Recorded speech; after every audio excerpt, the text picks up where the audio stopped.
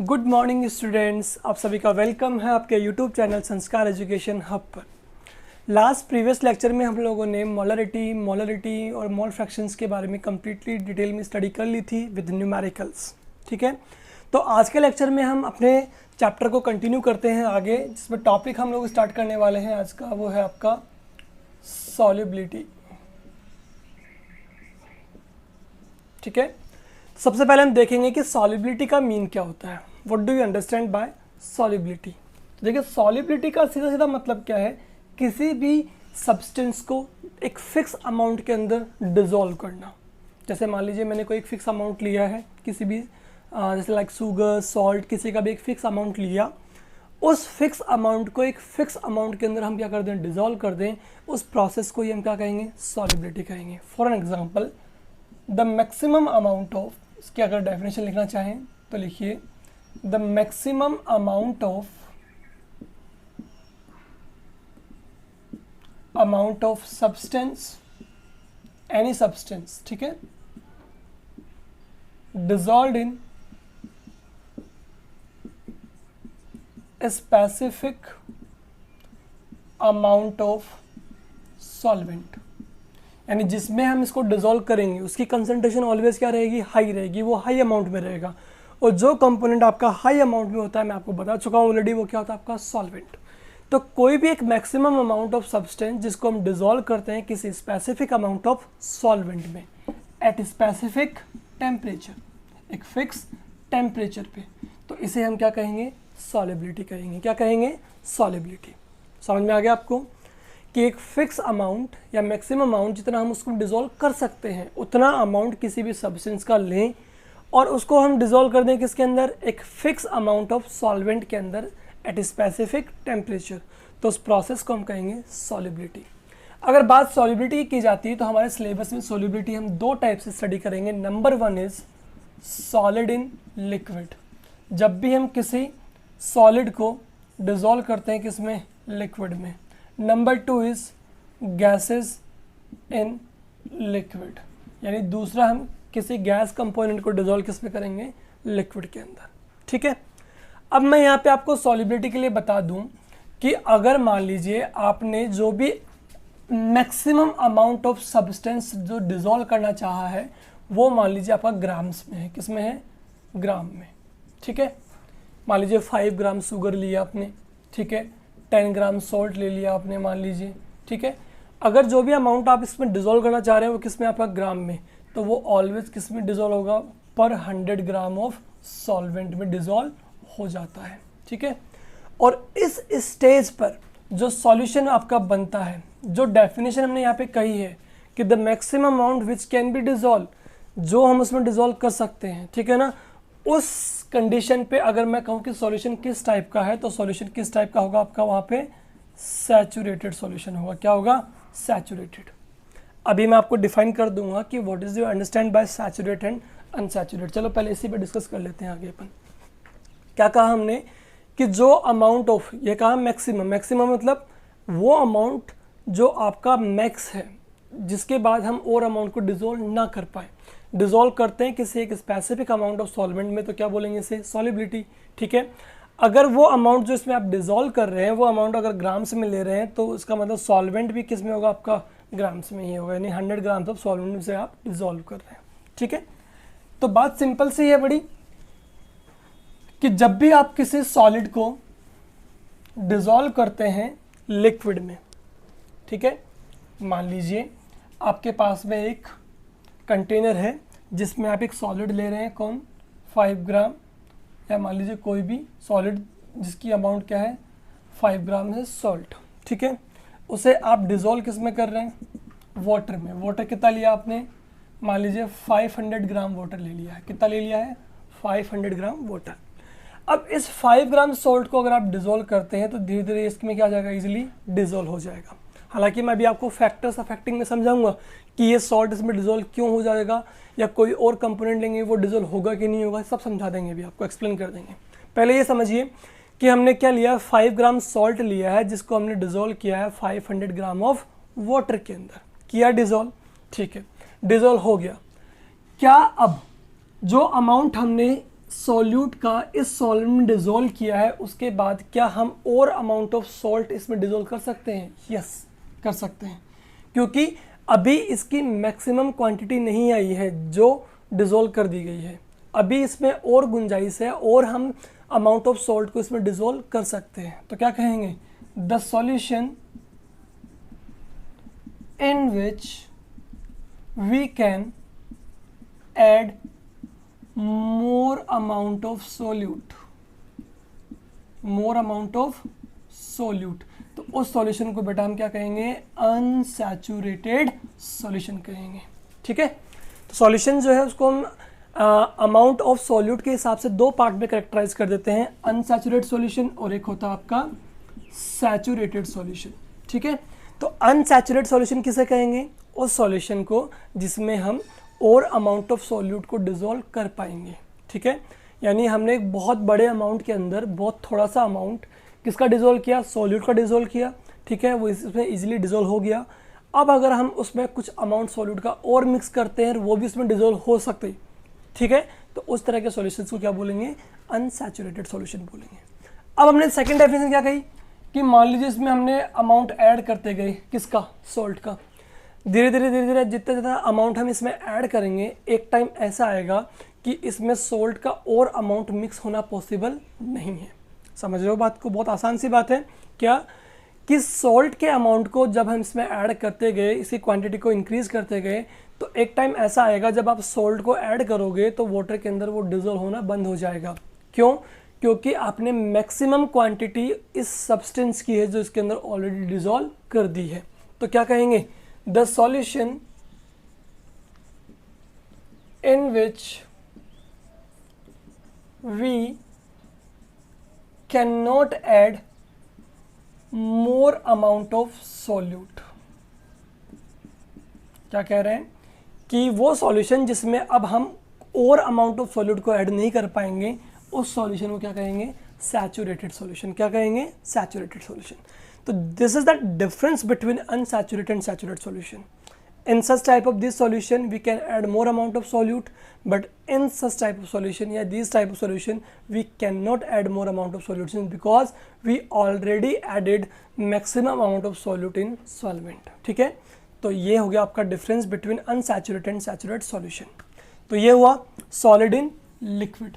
ठीक है, जब भी हम एक फिक्स अमाउंट ऑफ या मैक्सिमम अमाउंट ऑफ सॉल्यूट को, ठीक है, जो ग्राम में है, डिज़ोल्व करते हैं किसी लिक्विड में, ठीक है, ठीक है, एट स्पेसिफिक टेम्परेचर, तो इसे कहेंगे solubility of solid in liquid. समझ में आया? जब भी हम किसी एक सॉलिड सब्सटेंस को या उसकी maximum quantity of solid substance जो है उसको हम डिज़ोल्व कर रहे हैं किसमें? स्पेसिफिक अमाउंट ऑफ लिक्विड में। लिख लीजिएगा यहाँ पे, when maximum amount of any solid substance dissolve in a specific amount of liquid, ठीक है, at a specific temperature, then it is known as solubility of solid in liquid। ठीक है, चलिए, तो ये तो होगी इसकी डेफिनेशन। अब देख लेते हैं कौन कौन से फैक्टर्स हैं जो इसको या सॉलिड की सॉल्युबिलिटी को अफेक्ट करता है। चलिए देखिए,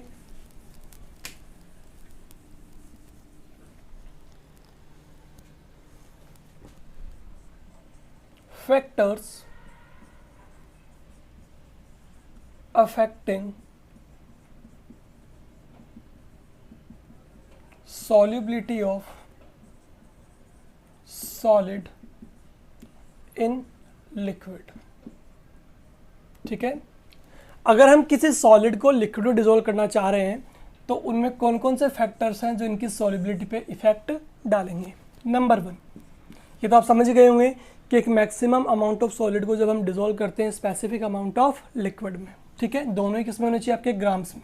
चलिए, और सॉल्यूशन कैसा हो जाएगा? सैचुरेटेड। ये दो कंडीशंस हैं। ठीक है, नंबर 1 जो आपके पास यहाँ पे आ रहा है वो आ रहा है आपका नेचर ऑफ सॉल्यूट, या सॉल्वेंट भी यहाँ पे यूज कर सकते हो। तो ये बहुत ही एक कह सकते हैं इंप्रेसिव फैक्टर है इसके अंदर, जिसकी सीधे सीधे इफेक्ट डाला जाता है किस पे? सॉल्युबिलिटी पर। अब समझिए, मान लीजिए आपको इस फैक्टर को पढ़ना है तो आपके लिए एक बहुत सिंपल सा कॉन्सेप्ट है, वो आपका लाइक डिसॉल्व लाइक।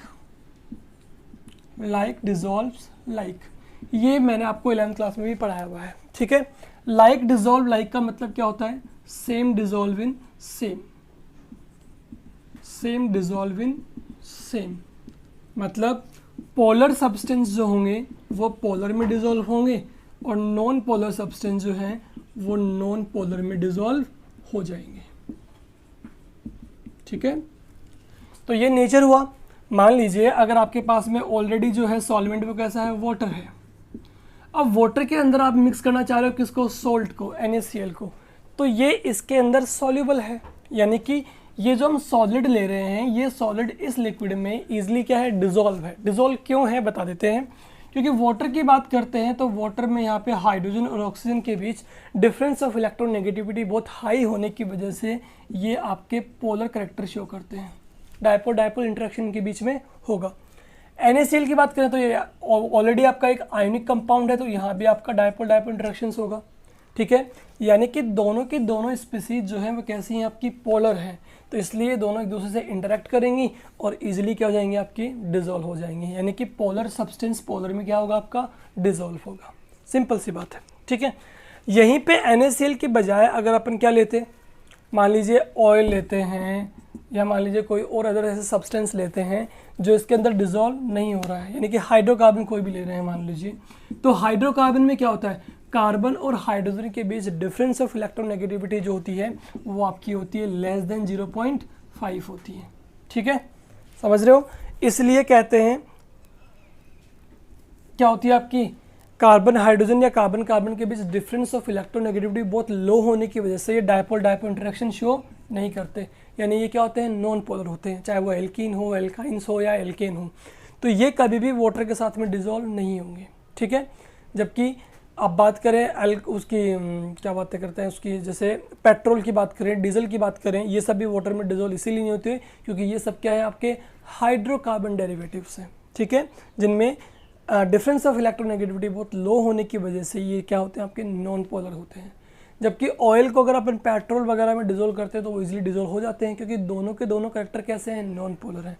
तो याद रखिए जो भी सॉल्यूट आप ले रहे हैं, जिस भी सॉल्वेंट में इसको डिजोल्व कर रहे हैं, अगर दोनों सेम नेचर के हैं, आइदर पोलर पोलर या नॉन पोलर, उस केस में तो आपका डिजोल्व हो जाएगा वो, अदरवाइज वो डिजोल्व नहीं होगा। अगर दोनों का नेचर कैसा हुआ, डिफरेंट, एक पोलर और एक नॉन पोलर कैरेक्टर का हुआ, तो उनमें वो डिजोल्व नहीं होगा, समझ रहे हो। तो एक तरह से सॉलिड लिक्विड में डिजोल्व होगा या नहीं होगा ये किस पे डिपेंड करता है, इनके नेचर पे डिपेंड करता है कि वो किस प्रॉपर्टी के हैं, पोलर हैं या नॉन पोलर हैं। तो याद रखिए लाइक डिजोल्व्स लाइक, ठीक है। सेकंड फैक्टर पे चलते हैं। सेकंड फैक्टर जो आपका वो है आपका टेम्परेचर।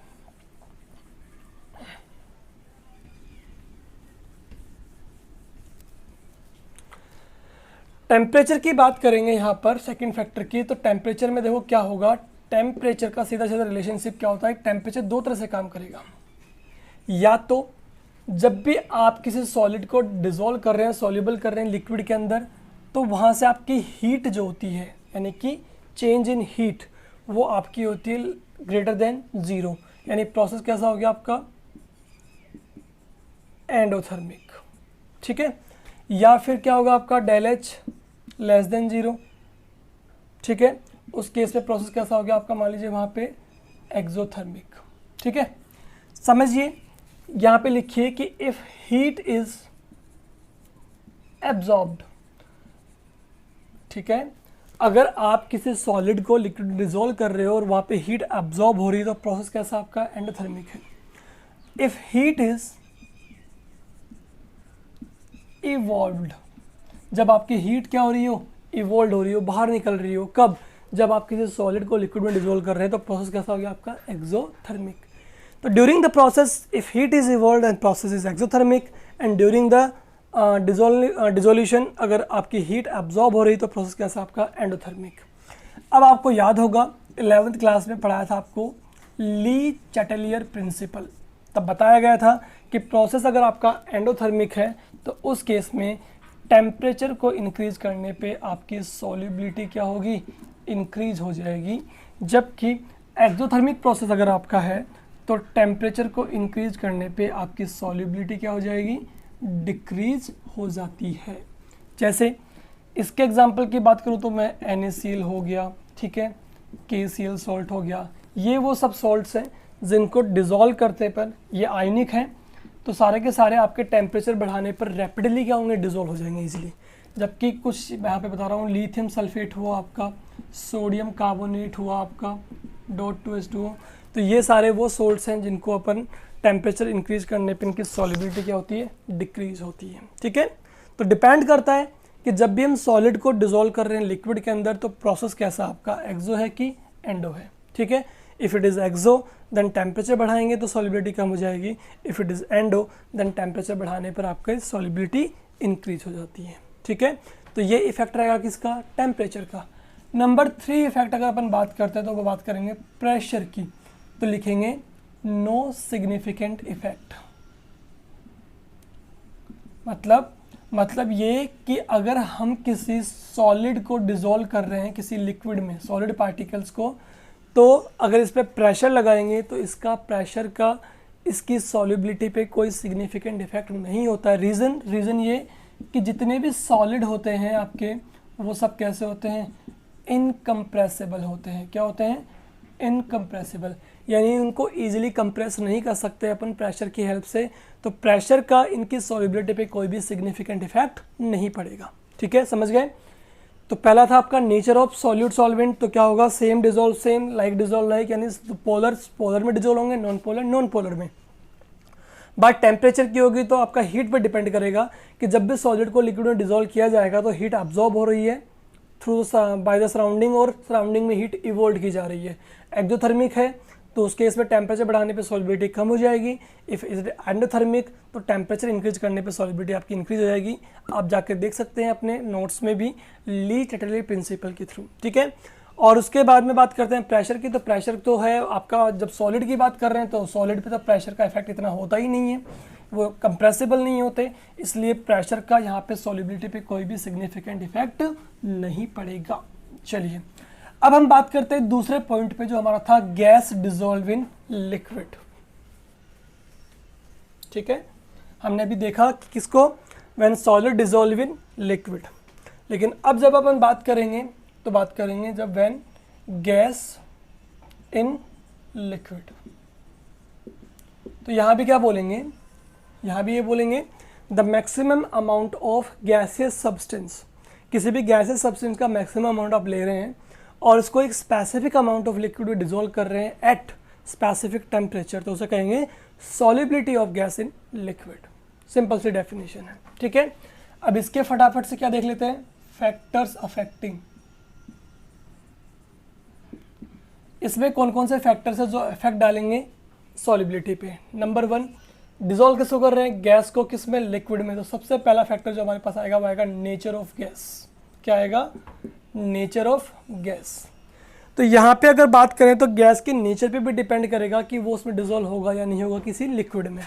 तो बात करें like ammonia gas, SO2 gas, ठीक है, ये वो गैसेस हैं जो आपकी क्या होती हैं, हाईली सॉल्युबल हैं, बिकॉज ये सब गैसेस कैसी हैं आपकी, पोलर गैसेस हैं। कैसी गैसेस हैं, पोलर गैसेस हैं। समझ गए बात को, मतलब यहाँ पर भी फर्स्ट पॉइंट जो है वो आपका सॉलिड वाले फर्स्ट पॉइंट से मैच कर रहा है, लाइक डिसॉल्व इन लाइक। वो गैसेस जो आपकी पोलर हैं वो वाटर के अंदर हाईली क्या होंगी, सोल्यूबल। अब वाटर में हाईली सोल्यूबल होने का रीज़न समझ में आता है, क्योंकि वाटर खुद कैसा है आपका, पोलर करेक्टर का है। अभी थोड़ी देर पहले मैंने आपको बताया था, due to high difference of electronegativity between oxygen and hydrogen. तो ये भी पोलर करेक्टर, इट मीन्स वो सारी गैसेस जो पोलर करेक्टर की होती हैं वो वाटर के अंदर इजीली क्या होंगी, सॉल्युबल होंगी। बात करें उन गैसेस की लाइक N2O2, ठीक है, ये गैसेस की बात करें तो ये सब की सब कैसी होंगी आपकी, ये सब की सब आपकी होंगी नॉन पोलर। कैसी होंगी, नॉन पोलर। नॉन पोलर क्यों, क्योंकि जब बात N2 की कर रहे हैं तो N और N के बीच डिफरेंस ऑफ इलेक्ट्रोनेगेटिविटी क्या है, 0 है। O2 की बात कर रहे हैं, O के बीच कितना है, 0 डिफरेंस ऑफ इलेक्ट्रोनेगेटिविटी। तो यहाँ पे क्या बोल रहे हैं कि ये सब गैसेस जो आपकी नॉन पोलर होंगी वो वाटर में क्या होंगी, आपकी इनसॉल्युबल होंगी। रीज़न आपको पता लगेगा होगा, क्योंकि यहाँ पे ये नॉन पोलर हैं जबकि वाटर कैसा है आपका, पोलर है। तो वो सारी गैसेस जो आपकी पोलर हैं, जो वाटर से हाइड्रोजन बॉन्डिंग बना सकती हों, वो सारी गैसेस आपकी क्या होंगी, हाईली सॉल्युबल होती हैं। किस में, वाटर में। And these gases which are non polar in nature वो आपके वाटर में क्या रहेंगी, इनसॉल्युबल रहेंगी। ठीक है, समझ गए होंगे हमारी बात को। चलिए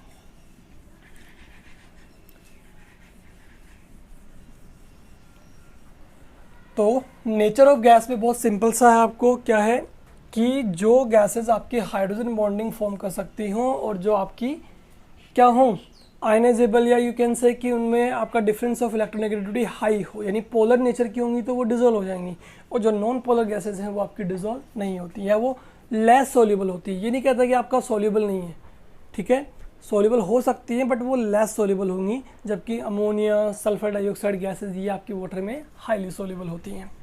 नंबर 2 बात करते हैं तो बात करेंगे आपके टेम्परेचर की। किसकी बात करेंगे, टेम्परेचर की। तो टेम्परेचर कैसे इफेक्ट डालता है किसी भी गैस को लिक्विड में डिजोल्व करने पे, वो देख लीजिए फटाफट से समझिए।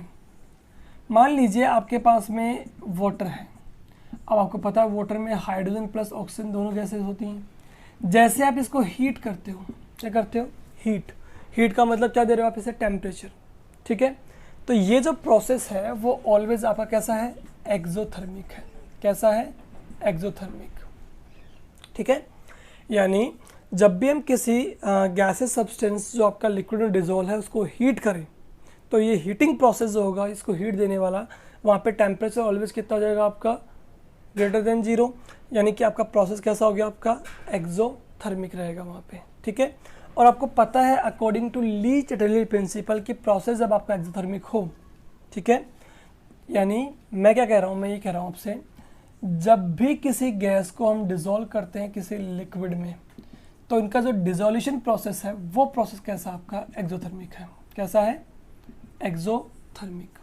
अभी ये वाला प्रोसेस नहीं बोल रहा मैं, जब भी किसी गैस को लिक्विड में डिजोल्व किया जाएगा, तो गैस जब लिक्विड में डिजोल्व होगी तो वहाँ पे क्या होगा, हीट इवोल्व होती है, यानी कि एक्सोथर्मिक प्रोसेस वहाँ पर होता है।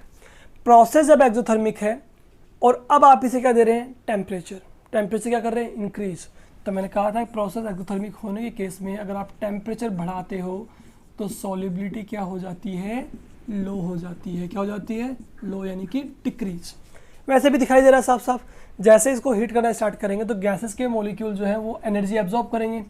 एनर्जी एब्जॉर्ब करेंगे तो क्या होगा, धीरे धीरे वो क्या होना स्टार्ट हो जाएंगे, इवोपरेट होना स्टार्ट हो जाएंगे, यानी गैसेस की सॉल्युबिलिटी जो है वो धीरे धीरे क्या हो जाएगी, कम हो जाएगी। कब, जब टेम्परेचर को बढ़ाते हैं, ठीक है। तो इस पर बहुत ही एक अच्छा क्वेश्चन भी है जो आपको पूछा जाता है एग्जाम्स में, वो मैं आपको बता देता हूँ कौन सा क्वेश्चन है, ठीक है। तो यार रिलेशन आपको समझ में आ गया होगा कि टेम्परेचर को इंक्रीज करेंगे तो उससे पहले हम देखेंगे कि गैस को जब लिक्विड में डिजोल्व किया जाएगा तो वो प्रोसेस कैसा आपका, एक्सोथर्मिक है। टेम्परेचर बढ़ाएंगे तो टेम्परेचर जब एक्सोथर्मिक केस में बढ़ाते हैं तो सॉल्युबिलिटी कम हो जाती है, यानी गैसेस के पार्टिकल धीरे धीरे इवोपरेट होना स्टार्ट हो जाते हैं। एक बहुत ही अच्छा क्वेश्चन इस पर पूछा जाता है, why aquatic animals comfortable in cold water as compared to hot water। समझ गए कि जो आपके एक्वेटिक एनिमल्स होते हैं वो कोल्ड वाटर में ज़्यादा कंफर्टेबल होते हैं as compare to hot water के। तो आंसर यही है। हॉट वाटर का मतलब क्या हुआ यहाँ पे, यानी वहाँ पे टेम्परेचर आपने बढ़ा दिया है। जब टेम्परेचर बढ़ा दिया है तो वाटर के अंदर गैसेस की जो सॉल्युबिलिटी है वो क्या हो जाएगी, डिक्रीज, ठीक है। डिक्रीज होने का मतलब यहाँ पे क्या हो गया है, डिक्रीज होने का मतलब ये हो गया है कि इस वाटर के अंदर जो आपकी ऑक्सीजन गैस प्रेजेंट होती है वो धीरे धीरे क्या हो जाएगी, कम हो जाएगी। अब यहाँ पे ऑक्सीजन का अमाउंट अगर कम हो गया तो एक्वेटिक एनिमल्स को ब्रीथिंग में प्रॉब्लम आएगी, ठीक है। जबकि वाटर अगर आपका कोल्ड है तो वहाँ पे सॉल्युबिलिटी ऑफ गैस क्या है आपकी, हाई है, इसलिए वहाँ पर आपके कंफर्टेबल रहेंगे एक्वेटिक एनिमल। समझ गए होंगे। तो आपका आंसर दे सकते हैं कि एक्वेटिक एनिमल हॉट वाटर में कंफर्टेबल क्यों नहीं होते, क्योंकि हॉट वाटर में टेम्परेचर क्या हो गया, हाई हो गया, ठीक है। इस वजह से सॉल्युबिलिटी ऑफ गैसेस क्या हो जाएगी, लो हो जाएगी, तो वहाँ ऑक्सीजन जो है वो डेफिशिएंट हो जाएगा, ठीक है। और ऑक्सीजन क्या है, ऑक्सीजन बहुत ज़्यादा इंपॉर्टेंट एक गैस है जो हर एक एक्वेटिक एनिमल्स के लिए हेल्पफुल होती है उसकी ब्रीथिंग में, रेस्पिरेटरी सिस्टम में। तो वो जब उनको नहीं मिलेगी तो वो कंफर्टेबल कैसे रह पाएंगे वहाँ पर, ठीक है। तो इसलिए आपके एक्वेटिक एनिमल्स कोल्ड वाटर में ज़्यादा कंफर्टेबल होते हैं as compare to hot water की। तो ये आपका सेकंड फैक्टर यहाँ पे कंप्लीट हो जाता है। थर्ड फैक्टर जो होगा वो होगा आपका प्रेशर। अगर हमने बात की प्रेशर की, तो प्रेशर को हमने लास्ट टाइम देखा था कि उसका कोई सिग्निफिकेंट इफेक्ट नहीं था वहाँ पर। क्यों नहीं था? क्योंकि लास्ट टाइम हम किसको डिजोल्व कर रहे थे? सॉलिड को डिजोल्व कर रहे थे, किसमें? लिक्विड में। तो सॉलिड क्या होते हैं? इनकम्प्रेसिबल। तो वहाँ पे प्रेशर का कोई सिग्निफिकेंट इफेक्ट नहीं था। बट क्या यहाँ पे भी नहीं होगा? होगा, क्योंकि गैसेस के पार्टिकल को ईजिली कंप्रेस किया जा सकता है। ठीक है, चलिए एक एग्जाम्पल लेते हैं, उसे समझिए फटाफट से। ये आपके पास क्या है? वाटर है। यहाँ पर आपके पास कुछ गैसेस के पार्टिकल्स हैं। यहाँ पे आपने पिस्टन अप्लाई किया, पिस्टन से क्या किया आपने? एक प्रेशर P1 इसके ऊपर क्या कर दिया? एक्सक्रीट कर दिया। कुछ प्रेशर है P1, वो प्रेशर आपने अप्लाई किया किसके ऊपर? गैसेस मॉलिक्यूल पर। तो जैसे आप इस पर प्रेशर अप्लाई करते हो तो मॉलिक्यूल्स क्या आ जाएंगे? पास पास आ जाएंगे, यानी इनके बीच इंटरमॉलिक्यूलर स्पेस क्या हो जाएगा? कम हो जाएगा, अट्रैक्शन फोर्स बढ़ जाएगा। तो जैसे इसके ऊपर प्रेशर एक्सक्रीट होता है तो ये धीरे धीरे मॉलिक्यूल्स जो है वो वाटर के अंदर स्ट्राइक करना स्टार्ट कर देते हैं, वाटर में गिरना स्टार्ट कर देते हैं। यानी जब आप देखेंगे कि जब आपने पिस्टन से इसको अच्छे से प्रेशराइज कर दिया तो ये जो गैसेस के मॉलिक्यूल हैं वो सारे किस में आ जाएंगे? आपके लिक्विड में आ जाएंगी। ठीक है, इसका मतलब क्या हुआ कि गैसेस पार्टिकल की जो सॉल्युबिलिटी है, सॉल्युबिलिटी ऑफ गैसेस पार्टिकल, वो क्या हुई? आपकी इंक्रीज हुई।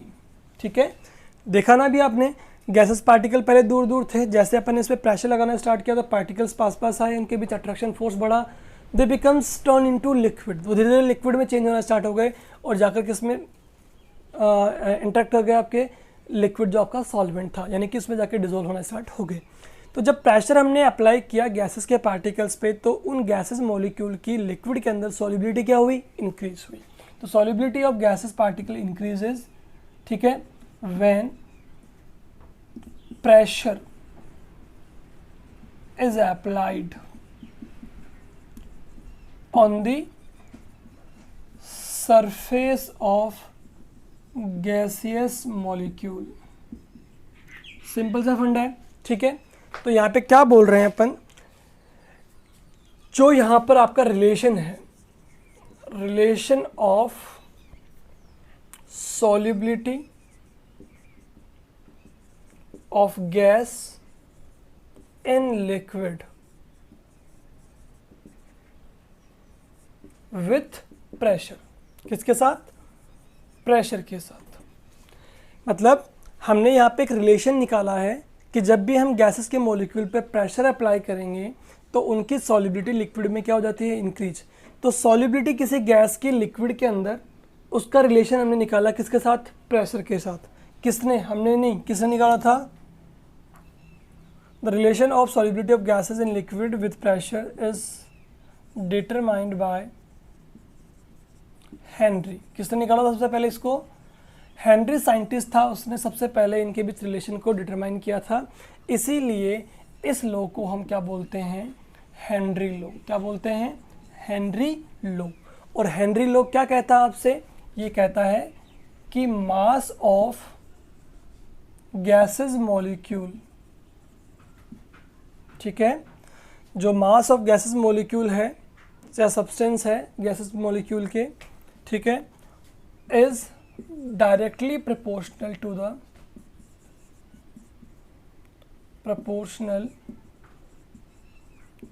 The partial pressure of gases, partial pressure of gases at equilibrium। ठीक है, क्या कहा कि जो भी हम इसके ऊपर पार्शियल प्रेशर अप्लाई कर रहे हैं गैसेस मॉलिक्यूल पर, वो आपका डायरेक्टली प्रोपोर्शनल होगा किन पर? Mass of the gases molecule से। ठीक है, जितना ज़्यादा आपके गैसेस मॉलिक्यूल का यहाँ पे मास होगा उतना ही हमें इस पर प्रेशर भी अप्लाई करना पड़ेगा। ठीक है, हेनरी ने ये कहा कि सॉल्युबिलिटी ऑफ गैस जो है, यानी गैसेस की जो सॉल्युबिलिटी है किसमें? लिक्विड में, वो भी आपकी डायरेक्टली प्रोपोर्शनल होती है किसके? Pressure which is applied on the surface of gases molecule. अब यहाँ पे मास ऑफ गैसेस मॉलिक्यूल को हम क्या लिख सकते हैं? Mole fraction. देखो इसके अकॉर्डिंग अगर अपन निकालना चाहें तो निकालेंगे m is directly proportional to p। कि मास ऑफ गैसेज सब्सटेंस जो है वो किसके प्रोपोर्शनल है, partial pressure of gas at equilibrium. तो यहाँ पे जैसे इसको प्रोपोर्शनल उठाएंगे तो क्या जाएगा हमारे पास में के पी, यहाँ पे के क्या है आपका कांस्टेंट है, ठीक है।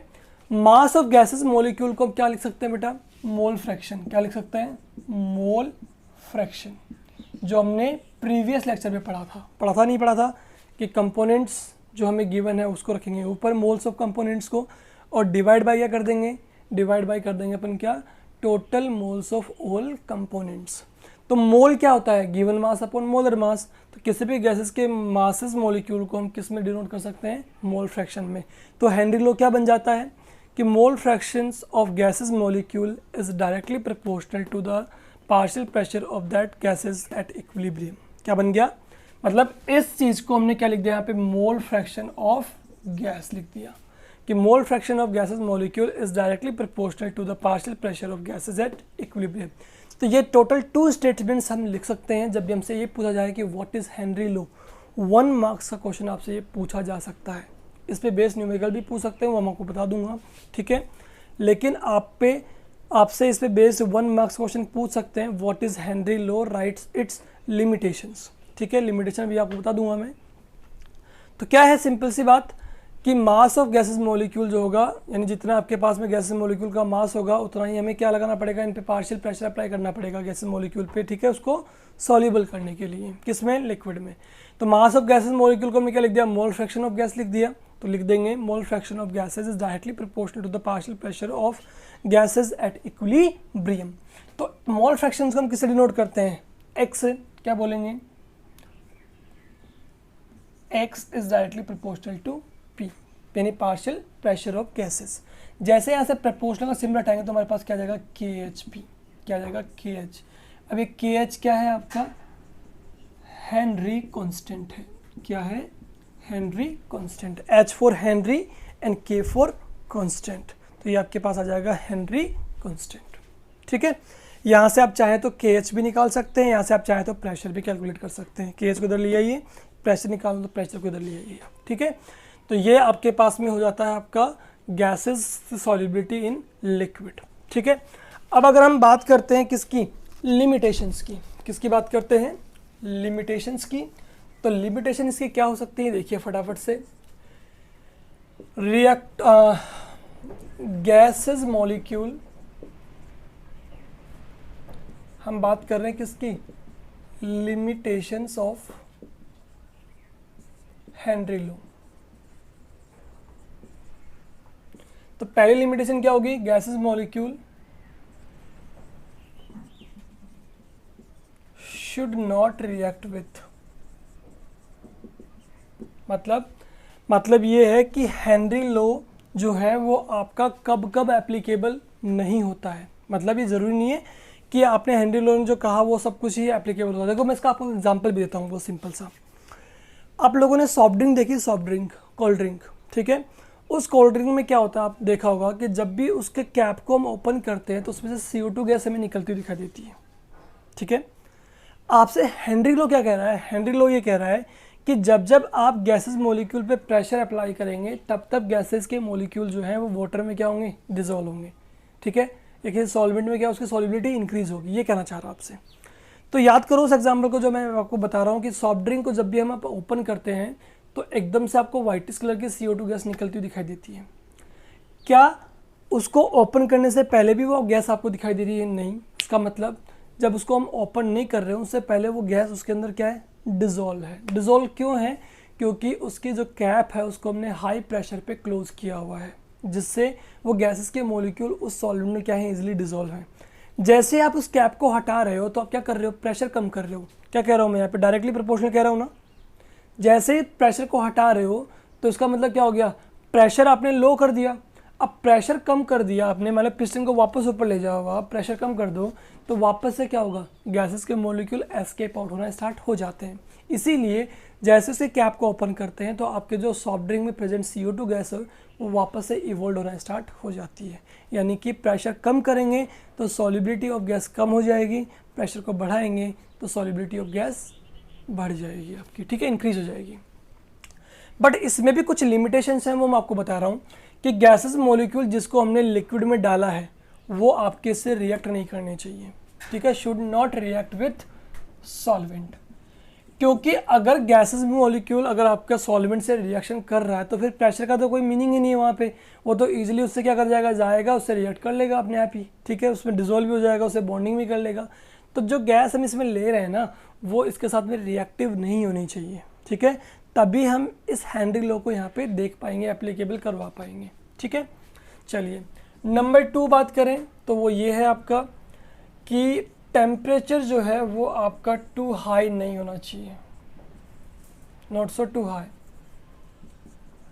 Temperature should not too high, temperature बहुत ज़्यादा नहीं होना चाहिए, ठीक है। Number 3 pressure should not too low, क्योंकि प्रेशर अगर बहुत कम रहा तो फिर तो गैस आपकी वैसे डिजोल्व नहीं होगी, तो हमें हेनरी लॉ देखने को नहीं मिलेगा, ठीक है ना। तो प्रेशर आपका बहुत कम नहीं होना चाहिए, टेम्परेचर बहुत ज़्यादा नहीं होना चाहिए, जो गैसेस मॉलिक्यूल हम इसमें ले रहे हैं वो इससे रिएक्ट नहीं करने चाहिए। ये कुछ लिमिटेशंस आपकी हेनरी लॉ की, ठीक है। अब हमारा जो टॉपिक बचता है वो बचता है आपका क्या, अगर हम इसमें ग्राफ प्लॉट की बात करते हैं तो क्या करेंगे, हेनरी लॉ तो आपसे सिंपल सी बात ये कह रहा है कि जब प्रेशर बढ़ाओगे तो गैसेस की सॉल्युबिलिटी क्या होगी, बढ़ेगी। यानी अगर हम सॉल्युबिलिटी ऑफ गैस, ठीक है, या यूँ कहें कि अगर हम रिलेशनशिप बनाते हैं किसके बीच, प्रेशर और मोल फ्रैक्शन, मोल फ्रैक्शन आपको पता है क्या है आपका काई, ठीक है। अगर मोल फ्रैक्शन और प्रेशर के बीच हम रिलेशनशिप बनाते हैं तो हमारे पास जो ग्राफ आएगा वो कैसा आएगा, स्ट्रेट लाइन। साफ साफ कह रहे हैं अपन कि मोल फ्रैक्शन किसके प्रोपोर्शनल है, प्रेशर के, तो जितना मोल फ्रैक्शन का नंबर बढ़ेगा वैसे वैसे आपका पार्शियल प्रेशर ऑफ गैस भी क्या होगा, इंक्रीज होगा, ठीक है। या यूँ कहें मोल फ्रैक्शन को क्या कह सकते हैं अपन, मास ऑफ गैसेस मॉलिक्यूल जैसे जैसे बढ़ेगा वैसे वैसे पार्शियल प्रेशर भी आपको बढ़ाना पड़ेगा उसको सॉल्युबल करने के लिए। तो दोनों के बीच रिलेशनशिप कैसे हैं, ग्राफिकली स्ट्रेट लाइन आपके पास आ जाएगा, ठीक है। तो ये हमारे पास जो है टॉपिक सॉल्युबिलिटी वो यहाँ पे कंप्लीट हो जाता है। हेनरी लॉ जो है वो हमने डिस्कस कर लिया है, इंपॉर्टेंट टॉपिक है। इसकी एप्लीकेशंस जो है वो हम लोग अपने नेक्स्ट लेक्चर में स्टार्ट करेंगे, ठीक है, कि हेनरी लॉ को हम कहाँ कहाँ देखते हैं, कहाँ कहाँ इसका यूज़ है, क्या क्या एप्लीकेशंस है, ठीक है। फिर इसके बाद हम इसके राउट्स लॉ को डिस्कस करेंगे, ठीक है। तो धीरे धीरे हम चैप्टर को आगे की ओर ले जाएंगे। चलिए अब मैं आपको ये बताना चाह रहा था कि जो लास्ट लेक्चर में हम लोगों ने स्टडी किया था मोलरिटी, मोलिटी और मोल फ्रैक्शंस, इसके कुछ न्यूमेरिकल्स मैंने आपको करवा दिए थे। लास्ट लेक्चर में भी आपसे बोल कर गया था, अभी भी बोल रहा हूँ कि इसकी डीपीपी जो है वो आज मैं अपने टेलीग्राम ऐप के जो चैनल है उस पर अपलोड करूँगा सॉल्यूशन की, ठीक है। तो आप भी आकर के उसे ज्वाइन कर सकते हैं और अपनी प्रैक्टिस कर सकते हैं क्वेश्चंस की, क्योंकि जितनी ज़्यादा आप क्वेश्चंस पे प्रैक्टिस करोगे आपका टॉपिक आपको उतना ही क्या होगा, वेल क्लियर होगा, ठीक है। तो आज के लेक्चर में इतना ही, चलिए थैंक यू।